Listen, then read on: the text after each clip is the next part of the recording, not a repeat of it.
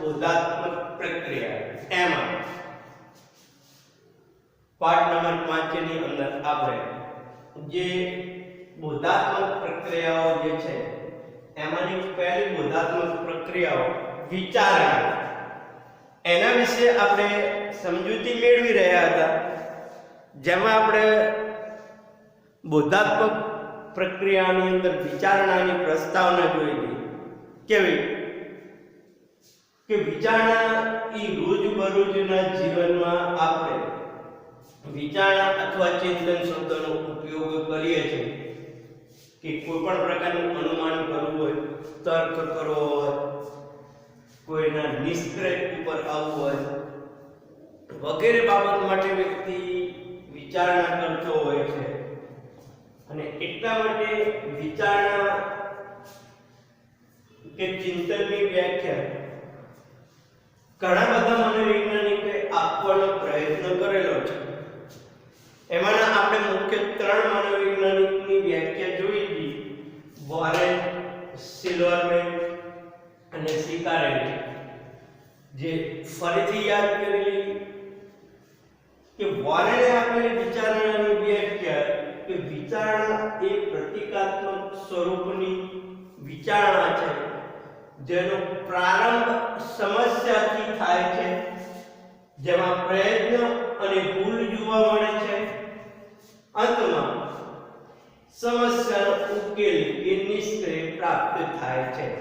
જો જ્યારે પણ વિચારણાનો આપણે પ્રશ્ન લખતા હોય, એના લક્ષણો, એની વ્યાખ્યાઓ, ત્યારે હંમેશા 2 અથવા 3 મનોવૈજ્ઞાનિકની વ્યાખ્યા લખવી અને વ્યાખ્યા લખ્યા પછી એ મનોવૈજ્ઞાનિકનું નામ લખો તો વધારે સારું.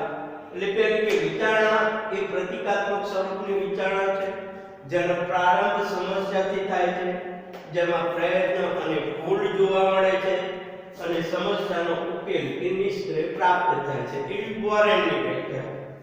સિલ્વરમેનની કે વિચારણા એ માનસિક પ્રક્રિયા છે, જે ઉદ્દીપક તથા ઘટનાનું પ્રતિકાત્મક નિરૂપણ દ્વારા કોઈ સમસ્યાનો ઉકેલ શોધવામાં આપણને મદદરૂપ થાય છે. આવી સિલ્વરમેનની વ્યાખ્યા. ત્રીજી સિકારેલી અને મેરે આપેલી વ્યાખ્યા કે વ્યક્તિ જ્યારે કોઈ માહિતીનું પ્રક્રિયાકરણ કરતો હોય, તેને સંગઠિત કરતો હોય, તેને સમજતો હોય અને બીજાઓ તરફ તે માહિતીનું પ્રત્યાયન કરતો હોય, ત્યારે કહી શકાય કે વિચારણા કે તે વ્યક્તિ વિચારણા કરી રહ્યો છે. આવી સિકારેલી અને મેરેની વ્યાખ્યા. જો ત્રણેય વ્યાખ્યાઓ પરથી આપણે એક અર્થ કાઢી શકીએ કે વિચારણા એ શું છે, તો કે કોઈ પણ સમસ્યાના ઉકેલ તરફ જઈ રહેલો રસ્તો છે. જો આ ઉપરોક્ત વ્યાખ્યાઓથી આપણે સ્પષ્ટ દર્શાવીએ છીએ કે વિચારણા મોટા ભાગે સંગઠિત અને લક્ષ્ય નિર્દેશિત હોય છે. શું હોય વિચારણા? મોટા ભાગે શું હોય? સંગઠિત, એટલે કે સંગઠનના રૂપમાં, અને બીજું કે લક્ષ્ય નિર્દેશિત. આપણે જે લક્ષ્ય નિશ્ચિત કર્યો હોય એ લક્ષ્ય તરફ જવાનો રસ્તો વિચારણા છે. કે વિચારણા દ્વારા લોકો સમસ્યાના અંત સુધી પહોંચી શકે છે. જો આપણે એની અંદર ભોજન બનાવવાથી લઈને માંડી ગણિતના દાખલાઓનો જવાબ શોધવાની જે પ્રતિક્રિયા છે કે આપણે આજે કયું ભોજન બનાવવું, મહેમાન આવશે તો એમને શું આપીશું, ગણિતમાં એક દાખલાની રીતની અંદર એનું સૂત્ર યાદ કરવું, એના નિયમો યાદ કરવા, એવી રીતે આપણે વિચારણા કરીએ છીએ. જો વડે આ વ્યાખ્યા એ બાબતનો પણ નિર્દેશ કરે છે કે વિચારણા એ આંતરિક માનસિક પ્રક્રિયા છે. વિચારણા એ શું છે? એક આંતરિક માનસિક પ્રક્રિયા છે, એટલે કે જે તે વ્યક્તિના મનની અંદર ચાલતી પ્રક્રિયા છે વિચારણા, જેનું અનુમાન બાહ્ય કે પ્રગટ વર્તન દ્વારા કરી શકાય છે. શું કે જેનું અનુમાન કે લોકોના મનની અંદર શું ચાલી રહ્યું છે એનું અનુમાન કરવું હોય તો એનું બાહ્ય કે પ્રગટ વર્તન વિચારણા જ્યાં પ્રદર્શિત થાય એના દ્વારા કરી શકાય છે. દાખલા તરીકે આપણે જ્યારે એક શતરંજનો ખેલાડી શતરંજની ગેમ રમતો હોય ત્યારે એ જે વિચાર કરી રહ્યો હોય ને એ આપણને નથી ખબર હોતી એ શું વિચાર કરી રહ્યો, પરંતુ જ્યારે ગેમ રમવાનું શરૂ કરે અને પોતાની રમત આગળ વધારે ત્યારે આપણને ખબર પડે કે એના મગજની અંદર શું ચાલી રહ્યું છે. એટલે એને જે પ્રવૃત્તિ કરી છે ત્યારથી આપણને ખબર પડે કે એ શું વિચારી રહ્યો છે. આ અનુમાન કરે છે શું વિચારી રહ્યો હતો અથવા કઈ યુક્તિ પ્રયુક્તિનું મનમાં મૂલ્યાંકન કરી રહ્યો હતો એના વિશેની સમજૂતી આપણને ખબર પડે. આ ઉપરાંત જો ઉપરોક્ત આ જે વ્યાખ્યાઓ આપણે આપી એના વિશ્લેષણ કરીએ તો વિચારણાના મુખ્ય લક્ષણો તારવી શકાય. તો હવે આપણે વિચારણાના લક્ષણો વિશે સમજીશું.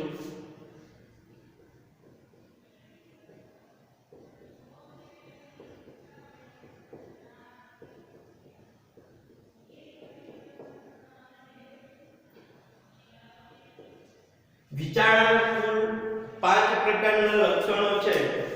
એ 5 લક્ષણો આપણે લખી નાખીએ. પહેલું લક્ષણ કે વિચારણાની શરૂઆત કોઈ સમસ્યાથી થાય છે.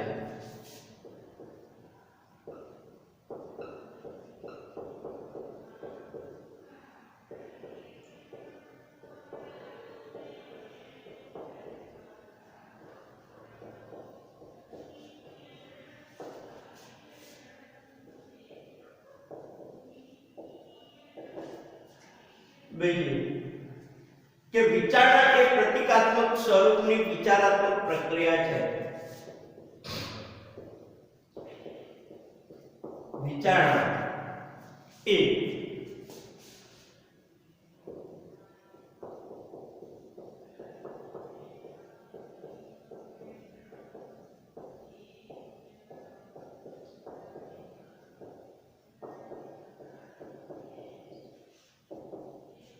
ત્રીજું કે વિચારણા પ્રયત્ન અને ભૂલની પ્રક્રિયા જોવા મળે છે.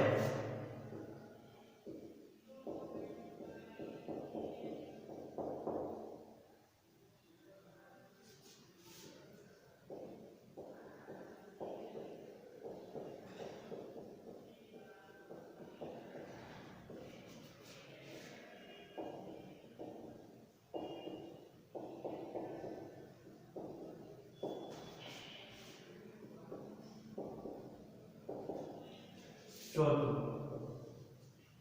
વિચારણા મોટા ભાગે સંગઠિત અને લક્ષ્ય નિર્દેશિત હોય છે.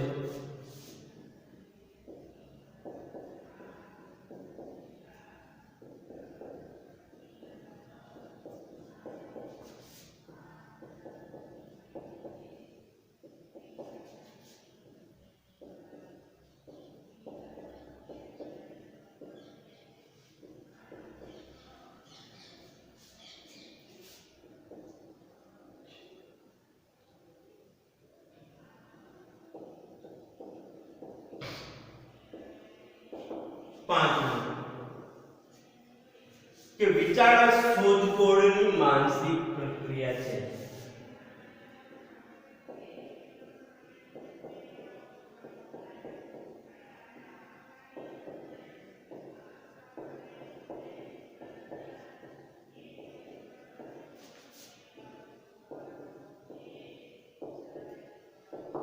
જો કુલ આપણે જે વિચારણાની વ્યાખ્યા જોઈ એના આધારે વિચારણાના 5 લક્ષણો છે કે વિચારણાની શરૂઆત કોઈ સમસ્યાથી થાય છે, વિચારણા એ પ્રતિકાત્મક સ્વરૂપની વિચારણા છે, વિચારણામાં પ્રયત્ન અને ભૂલની પ્રક્રિયા જોવા મળે છે, વિચારણા મોટા ભાગે સંગઠિત અથવા લક્ષ્ય નિર્દેશિત હોય છે, પાંચમું વિચારણા એ શોધખોળની માનસિક પ્રક્રિયા છે. જો પરીક્ષાની અંદર એવો પ્રશ્ન પૂછાય કે બોધાત્મક પ્રક્રિયાની અંદર વિચારણાની વ્યાખ્યા આપી, વિચારણાના લક્ષણો લખો. તો આપણે દરેક લક્ષણો વિશે વિસ્તૃતથી સમજાવવાનું હોય છે, જે 5 લક્ષણો છે એ દરેક. બીજું કે તમને 2 માર્કની અંદર પણ પૂછાતો એવો પ્રશ્ન હોય કે વિચારણાના લક્ષણો કયા છે જણાવો. તો આપણે વિચારણાના કુલ 5 લક્ષણો છે. વિચારણાની શરૂઆત કોઈ સમસ્યાથી થાય છે. વિચારણા એ પ્રતિકાત્મક સ્વરૂપની વિચારણા છે. વિચારણામાં પ્રયત્ન અને બોધની પ્રક્રિયા જોવા મળે છે.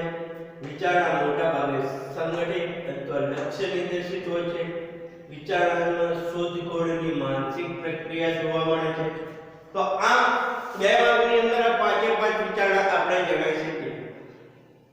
પરંતુ માની લો કે 3 માર્કની અંદર અથવા 5 માર્કની અંદર પૂછાતો આ પ્રશ્ન હોય ત્યારે આપણે વિચારણાની જાણે વ્યાખ્યા લખવી પડે, વિચારણાની પ્રસ્તાવના લખવી પડે અને પછી આ 5 લક્ષણો વારાફરતી સમજાવવા પડે. જો વિચારણાની શરૂઆત કોઈ સમસ્યાથી થાય છે કે વિચારણાની વસ્તુ જે છે એની શરૂઆત શેનાથી થાય તો કે કોઈ પણ એક સમસ્યા લો તો કે જ્યારે આપણે સમક્ષ માની લો કે એની અંદર લખવાનો મુદ્દો કે જ્યારે આપણી સમક્ષ કોઈ સમસ્યા આવે ત્યારે આપણે તે સમસ્યાના ઉકેલ માટે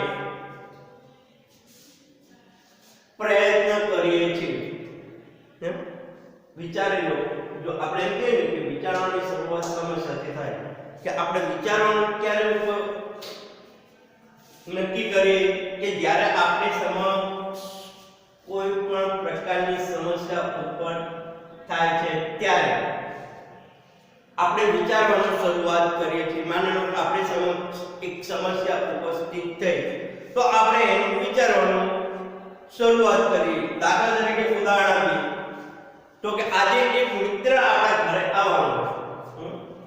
સાંજના સમયે એક મિત્ર આપણા ઘરે આવવાનો હોય એ નક્કી. અને માની લો કે ઘરે મમ્મી નથી, પપ્પા નથી, ભાઈ નથી કે બેન નથી, એટલે કે ઘરે રસોઈ બનાવનાર કોઈ વ્યક્તિ નથી. ત્યારે આપણે માટે મોટી સમસ્યા શું છે કે આપણે મિત્રને શું જમાડીશું એ સમસ્યા. અને એ સમસ્યાના સમાધાન માટે આપણે વિચારીએ કે આજે આપણે એને શું ખવડાવીશું.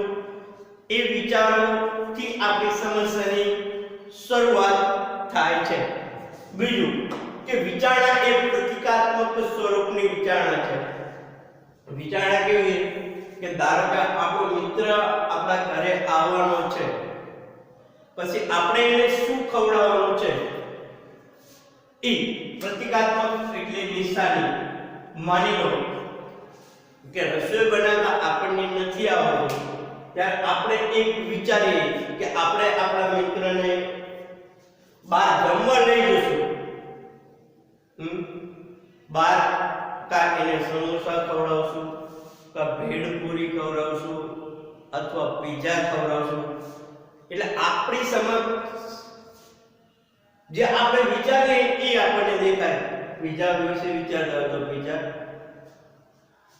સમોસા વિશે વિચારતા હોય તો સમોસા, કે કોઈ 5 સ્ટાર હોટલની અંદર જમવા લઈ જવાનું વિચારતા હોય તો એ પંજાબી ભોજન. એ પ્રતિક એક નિશાની એટલે વિચારણા એક પ્રતિકાત્મક સ્વરૂપની વિચારણા છે કે આપણે મનની અંદર એક બાબત વિચારી લીધી કે મમ્મીની ગેરહાજરીમાં મિત્ર જ્યારે ઘરે આવે ત્યારે એને વડાપાવ ખવડાવો કે પીઝા ખવડાવવી. તો એ વસ્તુની જે નિશાની આપણા સમક્ષ રજૂ થાય છે. એટલે વિચારણા એ હંમેશા પ્રતિકાત્મક સ્વરૂપની હોય. ત્રીજું કે વિચારણામાં પ્રયત્ન અને ભૂલની પ્રક્રિયા જોવા મળે છે. કે આપણે એક વસ્તુ વિચારી લીધું, ચલો એક મિત્ર આપણા ઘરે આવવાનો તો આપણે એને વડાપાવ ખવડાવીશું કે પીઝા ખવડાવીશું. તો આપણે એને અનુસંધાને મિત્ર આવી ગયો, એને બહાર લઈ ગયા, ક્યાંય તમને પીઝા જોવા મળતા નથી. એક દુકાનેથી બીજી દુકાને જાઓ છો કે આવી પહેલા વસ્તુ લેવા માટે જાઓ, નથી મળતી, એક દુકાને નથી મળતી, બીજી દુકાને નથી મળતી, એમ આપણે પ્રયત્ન કરીએ, ભૂલો થાય. એટલે વિચારણામાં પ્રયત્ન અને ભૂલની પ્રક્રિયા જોવા મળે છે. જો આપણે આગળ જોયું કે સમસ્યાના ઉકેલ માટે વ્યક્તિ વિચાર કરે છે, માત્ર થોડું વિચારી લેવાથી સમસ્યાનો ઉકેલ મળતો નથી. કે આપણે એટલું વિચારી લીધું કે વડાપાવ ખવડાવી, પીઝા ખવડાવો, તો અહીંયાથી આપણી સમસ્યા સમાધાન થઈ ગઈ? ના. આના માટે વ્યક્તિ માનસિક કસરત કરે છે, એટલે કે મનની અંદર કેટલું વિચારે છે, કેટલાક વિકલ્પો વિચારે છે, અનુમાનો કરે છે, જેને આપણે શું કહીશું? પ્રયત્ન કે આ પ્રયત્ન કહેવાય. વડાપાવ છે, પીઝા છે, દાબેલી છે, પંજાબી છે, શું ખવડાવું? ઈ જે આપણે વિચારીએ પ્રયત્ન. આમ પ્રયત્નોમાં ભૂલો પણ થાય છે. આ પ્રયત્ન અને ભૂલની પ્રક્રિયા બે પ્રકારની જોવા મળે છે. જે બે પ્રકારની પ્રયત્ન અને ભૂલની ક્રિયાઓ જોવા મળે છે, એક શારીરિક અને એક માનસિક. પ્રયત્ન અને ભૂલની અંદર બે પ્રકારની ક્રિયાઓ જોવા મળે છે, એક શારીરિક અને માનસિક. જો વિચાર કરતા હોય ત્યારે હાથની આંગળીઓ હલાવવી, કે કોઈ પણ પ્રકારનો આપણે વિચાર કરીએ ત્યારે શું કરીએ? હાથની આંગળી હલાવીએ કે બીજા ખવડાવો, દાબેલી ખવડાવો, પંજાબી ખવડાવો, એમ હાથની આંગળીઓ. ક્યારેક ખુરશીની અંદર બેઠા હોય તો પગ ડોલાવવા, ક્યારેક માથું ફેરવાડવું કે આમાંથી શું બતાવો, ક્યાંક નાકના ટેરવા પર આંગળી મૂકવી કે કપાળ પર હાથ મૂકવું, તેને શારીરિક પ્રયત્ન અને ભૂલની પ્રક્રિયા કહી શકાય. કે આજે આપણે ચેષ્ટાના હાવભાવ કરીએ એને શારીરિક પ્રકારની ક્રિયાઓ કહી શકાય. વળી જ્યારે વ્યક્તિ કોઈ સમસ્યાનો ઉકેલ વિચારે છે ત્યારે તેના મનમાં કેટલાય પ્રકારની બાબતો પ્રતીકના રૂપમાં આવતી રહે છે. આગળ આપણે વાત કરી ને કે એક પ્રકારની નિશાની, બીજા મનની અંદર બીજા દેખાવ, દાબેલી દેખાવ, એ તેમાં જે વ્યક્તિ અયોગ્ય સમજે તેવી બાબતો કે વિકલ્પોને પડતી મૂકે છે, એમાં વ્યક્તિને એમ લાગે કે ના, મિત્રને બીજા નહીં ભાવે, દાબેલી નહીં ભાવે, એવી નિષેધાત્મક બાબતોને એક બાજુ મૂકવી. આ રીતે વિવિધ સંભવિત ઉકેલની મદદથી સમસ્યાનો ઉકેલનો પ્રયત્ન કરવો અને અયોગ્ય બાબતો એક પછી એક પડતી મૂકવી, તેને માનસિક પ્રયત્ન અને ભૂલની પ્રક્રિયા કહેવાય છે. જો ઘણી બાબતો પ્રકારની વિચાર કરે છે તો પ્રયત્ન અને ભૂલ બે પ્રકારની જોવા મળે, એક શારીરિક અને એક માનસિક. શારીરિક પ્રયત્ન અને ભૂલ કોને કહેવાય? આપણે કીધું કે આપણે ચહેરાના હાવભાવ કર્યા, કપાળ ઉપર હાથ મૂકવું, નાકના ટેરવા ઉપર મૂકવું, માથું ખંજવાળવું, પગ ડોલાવો, એવી શારીરિક પ્રયત્ન અને ભૂલ છે. અને માનસિક એટલે કે જે પ્રતિકાત્મક સ્વરૂપની છે, કે ઘણા બધા વિકલ્પો તમે વિચાર્યા, એમાંથી જે વિકલ્પ યોગ્ય નથી એને બાજુ ઉપર મૂકવો અને નવા વિકલ્પ વિશે વિચારવું. ના અંતમાં એક સારા નિર્ણય ઉપર આવવું, એને માનસિક વિચારણા કહેવાય છે. ચોથો પ્રકાર વિચારણા મોટા ભાગે સંગઠિત અને લક્ષ્ય નિર્દેશિત હોય છે. વિચારણા મોટા ભાગે કેવી હોય? સંગઠિત. કે તમે કોઈ પણ સમસ્યા વિશે વિચારીને એને સંગઠિત કરો. જો આપણી વિચારણા જે છે મોટા ભાગે કેવી હોય? ધ્યેય કેન્દ્રિત હોય. કે આપણે જે લક્ષ્ય નિશ્ચિત કર્યો એના ઉપર આપણે કોઈ સમસ્યા વિશે વિચારીએ અને ધ્યેયહીન બને હોઈ શકે છે. કે આપણે જે વિચારણા જે છે કેવી હોય? ધ્યેય કેન્દ્રિત અને ધ્યેયહીન, એટલે કે ધ્યેય વગરની. જો પરંતુ મોટા ભાગે એક સ્વસ્થ વ્યક્તિની વિચારણા, એક સ્વસ્થ વ્યક્તિ જે છે એની વિચારણા કેવી હોય? કે લક્ષ્ય કે ધ્યેય કેન્દ્રિત જ હોય છે. સ્વસ્થ વ્યક્તિ હંમેશા ધ્યેય કેન્દ્રિત કે લક્ષ્ય કેન્દ્રિત જ વિચારણા કરે છે. એ જ્યારે એ વિચારણા કરે છે ત્યારે એના લક્ષ્ય